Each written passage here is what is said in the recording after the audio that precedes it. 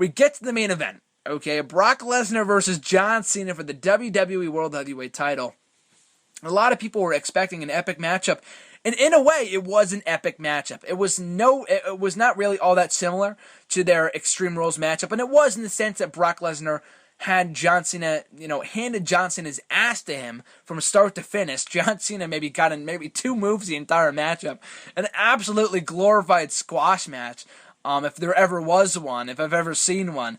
So, great stuff, but it wasn't extreme. There was no blood. There was no weapons. There didn't need to be. They told a hell of a story with John Cena taking the ass-beating of a lifetime, the ass-kicking of a lifetime, and just attempting to battle back, but to no avail.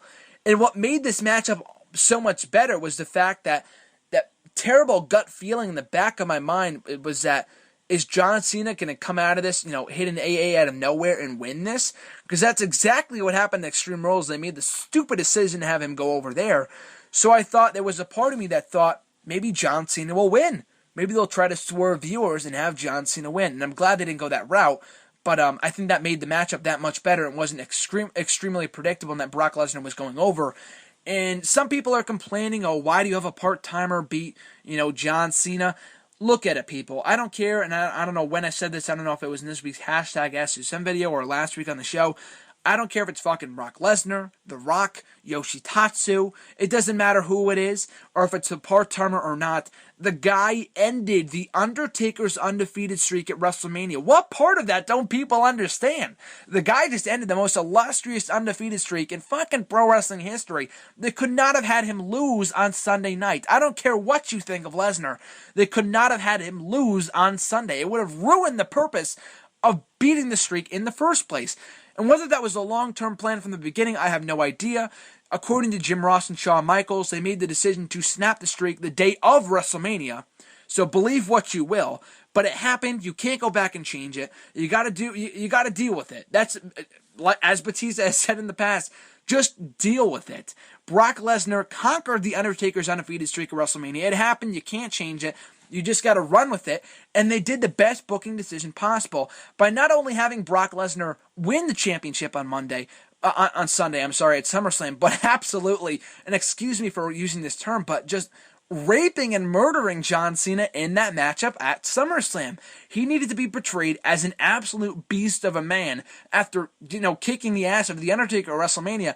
Brock Lesnar needed to be portrayed as an ass kicker, a dominator, and that's exactly what he was on Sunday night. Now, I don't have faith he'll do the same at Night of Champions, and it should not be the same match at Night of Champions, but it also shouldn't be as competitive. I mean, it shouldn't be a competitive matchup because Brock Lesnar is so dominant. It's really hard to say what they should do at Night of Champions, but I can guarantee you they will be doing a third and final matchup between Cena and Lesnar at Night of Champions for the title, or at least I hope. And if they don't, then I don't think Batista versus Lesnar, I do really want to see that contest. It's not a matchup you can just rush into. So Batista, I think, will be back after Lesnar takes his hiatus or Jericho takes off again. Batista will be back at some point within the next few months from what I've heard and what I personally believe. But anyway, though, I look forward to the third and final rematch. I thought everything about this matchup was great. Brock Lesnar, your new WWE World Heavyweight Champion. Now, the question is this. Now, I've been asked this a number of times over the last couple of days since SummerSlam. Who should be the one to conquer Brock Lesnar for the WWE World Heavyweight Championship? I'll say this much. I'll say this much. The soonest it should happen is WrestleMania 31. It should not happen any sooner. It should not happen at Royal Rumble, at Survivor Series. Surely not as hell at the Night of Champions pay-per-view next month. Brock Lesnar cannot lose until WrestleMania 31 at the earliest, in my opinion. I don't care what the fuck they do with him and the interim champion or in him appearing on TVs. I don't give two shits about that. Unless it's more with Brock Lesnar. If he's on TV every week, then it's not going to work. He cannot be on TV every week. It takes away from the mystique of Brock Lesnar that they tried so hard to build back up with his win over The Undertaker and win on Sunday night as the new champion. They finally had that mystique factor back with Brock Lesnar, and having him appear on Raw every week would take away from that. And I'm not saying he will appear on Raw every week, but I'm saying, for the people that are complaining, he won't be on TV every week, so it'll take away from the title and the prestige. Who gives a fuck? Back in the day, the champion wasn't even on TV anyway. It was a special appearance. It was a special occasion whenever they did appear on TV. So I am completely fine with Lesnar being champion. It's a different story. I know I was not thrilled with The Rock being champion in 2013. I understand why they did it from a business perspective. But Rock did not end The Undertaker's undefeated streak at WrestleMania. Brock Lesnar did. So that's why they needed to give him the title. It was the only logical move. So I'm very happy with that. But who will be the one to beat Brock Lesnar? Daniel Bryan, from his storyline standpoint, makes no sense. Having him come back, win the Royal Rumble, sure, that'd be awesome. I would love to see it. I'm not saying anything against it whatsoever. Daniel Bryan, given his size, his stature, should not beat a legitimate ass kicker in Brock Lesnar. If Brock Lesnar had John Cena, had his ass handed to him at SummerSlam, John Cena that is, then there is, Daniel Bryan does not stand a snowball's chance in hell of defeating Brock Lesnar in the ring, outside of the ring, whatever. Daniel Bryan, it would be a great matchup, don't get me wrong, but Daniel Bryan should not be the one to beat Brock Lesnar. Roman Reigns is the one that a lot of people are predicting. JR has been saying that for months. I wholeheartedly agree. Whether Roman Reigns is ready by WrestleMania time remains to be seen. That's the biggest question right now. But a lot can change from August to March and April of next year. So I'm not saying I would be opposed to that. If anything, I look forward to seeing Roman Reigns beat Brock Lesnar. I'm all on board for that booking decision. But Roman Reigns still has a long ways to go in terms of improvement on the mic and in the ring over the next 7 or 8 months. Whether he can get to main event status by WrestleMania time, like I said before, remains to be seen. But I personally would have Roman Reigns be the one to beat Brock Lesnar. It should not be The Rock. I hate the rumors of The Rock being the one to beat Brock Lesnar or face him for the championship.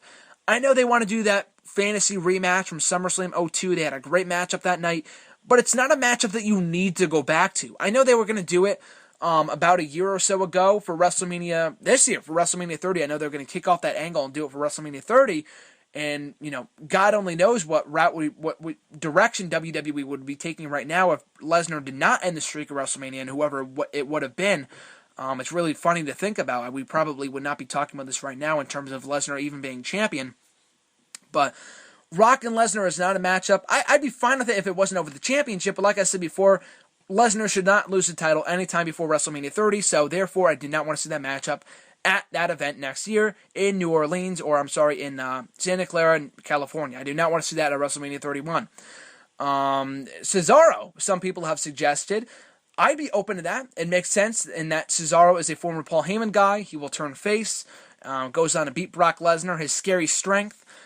Even he does not stand a chance of beating Brock Lesnar, but he has a better chance, a legitimate chance of being seen as more of a threat than Daniel Bryan, that's for sure.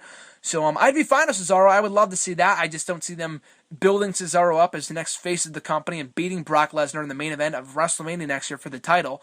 Roman Reigns makes the most sense to me, so I have my money on Roman Reigns being the one to quote-unquote conquer Brock Lesnar come WrestleMania season. But that being said, yeah, Brock Lesnar, you knew WWE Heavyweight Champion after SummerSlam 2014.